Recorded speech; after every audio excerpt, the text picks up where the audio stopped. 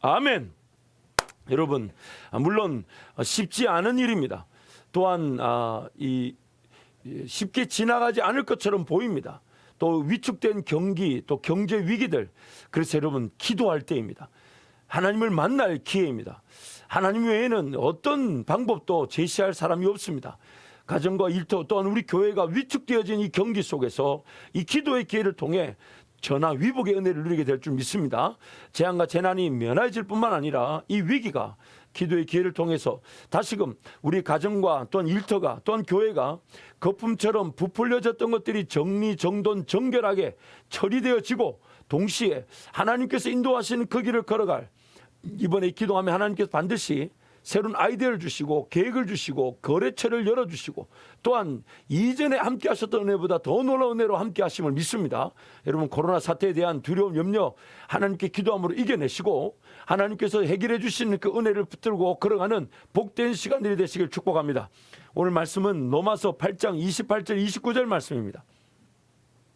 함께 선포합니다. 우리가 알거니와 하나님을 사랑하는 자 곧 그 뜻대로 부르심을 입은 자들에게는 모든 것이 합력하여 선을 이루느니라.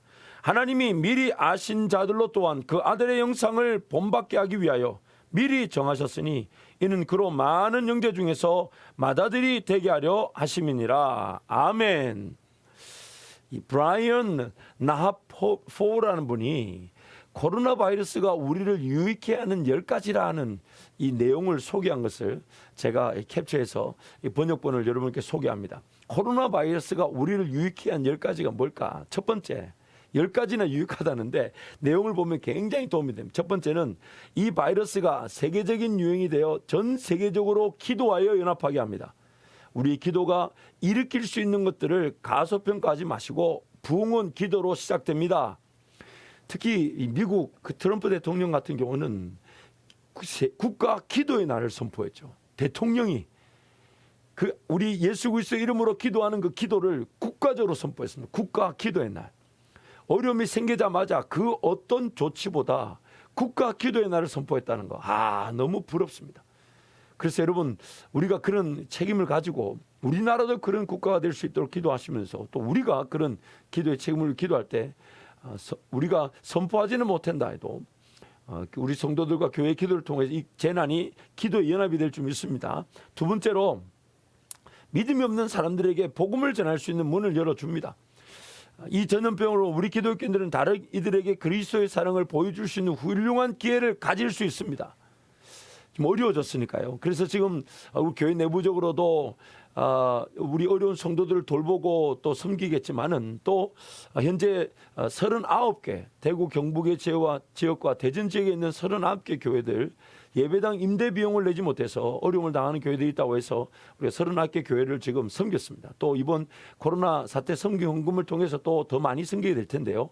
또 지금 교회에서 고민하는 것은 각 우리 성도 사업장뿐만 아니라 우리 교회 주변에 소규모 소상공인 또 매장을 갖고 계신 사업장에게 만약 그분들이 원하신다면 이 소독 약을 들여서 작은 스프레이 담아서 뿌려 쓸 수 있는 약을 10리터짜리를 하나 이렇게 준비하고 있습니다. 그래서 사업장마다 방문해서 원하신다면 필요하시다면 우리가 그렇게 제공해 드리려고 기회를 보고 있습니다.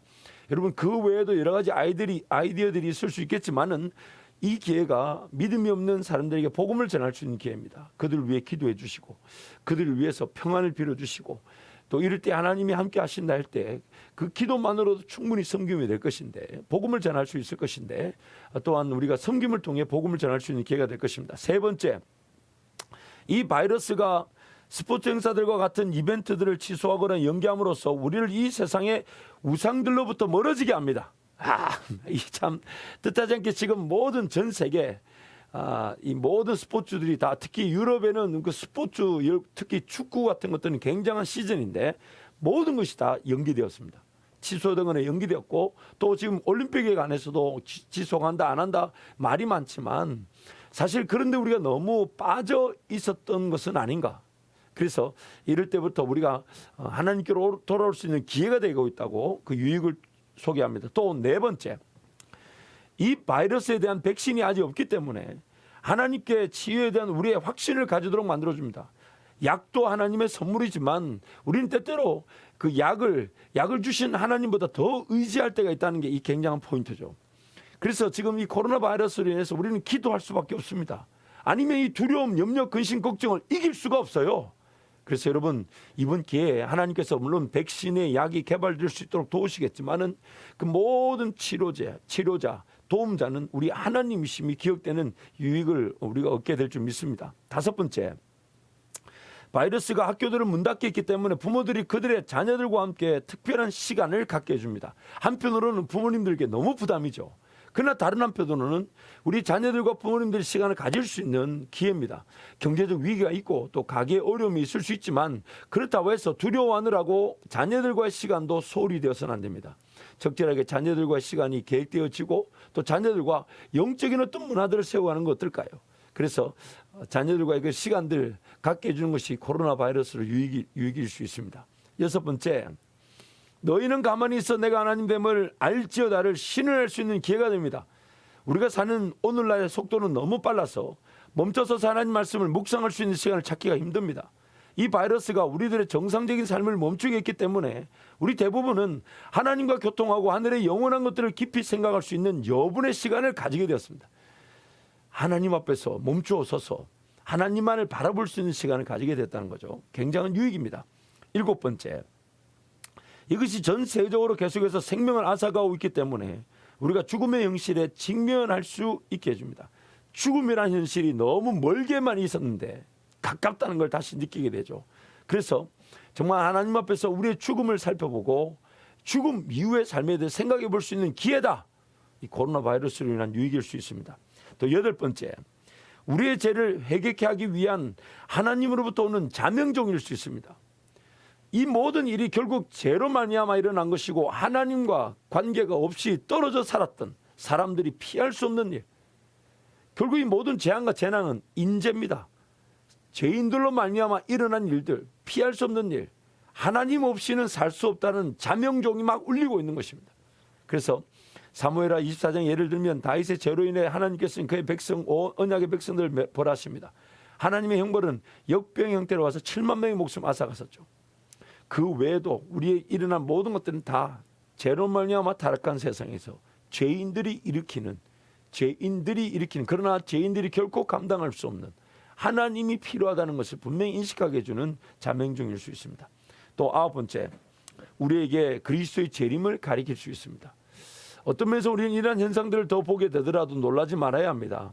왜냐하면 마지막 날에 예수님이 말씀하시기를 또 이르시되 민족이 민족을 나라가 나라를 대적하여 일어나겠고 첫째 큰 지진과 기근과 온역이 있겠고 또 무서운 일과 하늘로서 큰 징조들이 있으리라라고 말씀하셨습니다. 불행히도 사람들은 코로나 바이러스가 오는 것에 대하여 대비하지만 그리스도의 재림에 대한 거의 생각하지 않습니다. 여러분, 물론 언제 어떻게 예수님의 재림이 임할 것이다라고 말할 수는 없지만 이러한 모든 것들이 내일이라도 주님이 오실 수 있겠다. 오히려 그 기대를 가지고 오늘 열심히 주님과 함께 동행하며 살다 보면 언제든 주님을 만난 날이 그날이 재림의 날이 되겠지만은 그러나 그 재림의 날이 그저 오늘의 삶을 최선을 다한다는 이유로 너무 멀게만 있었던 것도 사실이죠. 이런 일을 당함으로 우리는 재림의 날을 또 기대하고 고대할 수 있습니다. 열 번째, 하나님께서는 우리가 그 아들 예수 그리스도의 형상에 더 잘 맞추어 갈 수 있게 이 세계적 현상을 그분 손안의 도구로만 사용하실 것은 확신합니다. 코로나 바이러스는 우리를 하나님으로부터 멀리 벗어나게 하려고 만들어진 것이 아니고 우리를 하나님께 더 가까이 데려다 주려고 만들어졌습니다. 하나님 만드신 거 아니에요. 사람이 만들었는데 그 만들어진 것이 하나님께로 더 가까이 갈 기회가 된다는 것입니다. 그래서 오히려 하나님은 코로나 바이러스를 통해 하나님의 일하실 기회를 갖게 되셨고 하나님이 영광을 받게 되실 것입니다. 그래서 요한복음 14장 1절 말씀을 우리에게 제안합니다. 너희는 마음에 근심하지 말라. 하나님을 믿으니 또 나를 믿으라. 우리 주님이 함께 하셔서 이 모든 걸 넉넉히 이기게 하실 줄 믿습니다. 여러분, 우리는 이런 재앙과 재난을 피할 수 없는 안타까운 세상을 살고 있습니다. 하나님의 백성이라고 해서 재앙과 재난이 면하여지지 않습니다. 그러나 잊지 말아야 될 것은 하나님을 떠난 사람들은 이런 재앙과 재난을 만들어낼 뿐만 아니라 또한 재앙과 재난을 결코 이겨낼 수가 없다는 것입니다. 정말 무작정 하나님만을 바라는 것 외에는 방법이 없지만 그러나 아무것도 보이지 않고 하나님만 의지한다는 것이 정말 막연하게 보일지 몰라도 그 막연한 그 기도가 오늘 우리에게는 하나님의 일하심을 보게 할 줄 믿습니다. 특히 우리 중국이든 한국이든 조금 코로나 사태가 진정 국면을 접어서 물론 안정적인 시기는 아니고 또 이제 끝났다라고 말할 수 없지만은 조금 우리가 대비하는 방법이나 또한 조심하는 것들이 늘어났지만 반면 미국이나 서구권은 굉장한 지금 불안과 염려, 두려움이 떨고 있습니다. 우리가 겪었던 그거를 더 심하게 겪고 있습니다. 더 어려움을 겪고 있습니다. 방금 우리 정오 기도회 전에도 우리 미국에 계신 집사님과 대화를 나누는데 정말 이것이 어떻게 될지를 어디 한 치 앞을 예견하지 못한 쪽으로 가고 있다 그래요. 지금 제 딸이 있는 LA 같은 경우는 아예 모든 시민들 집 앞에 나오지 말라고 아예 락아웃, 집 앞을 나가지 말라고 이렇게 명령을 내렸다고 합니다.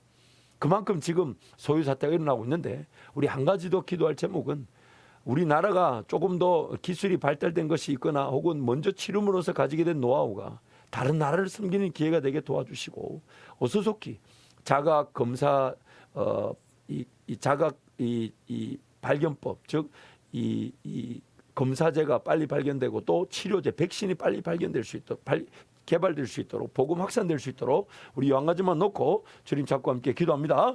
주여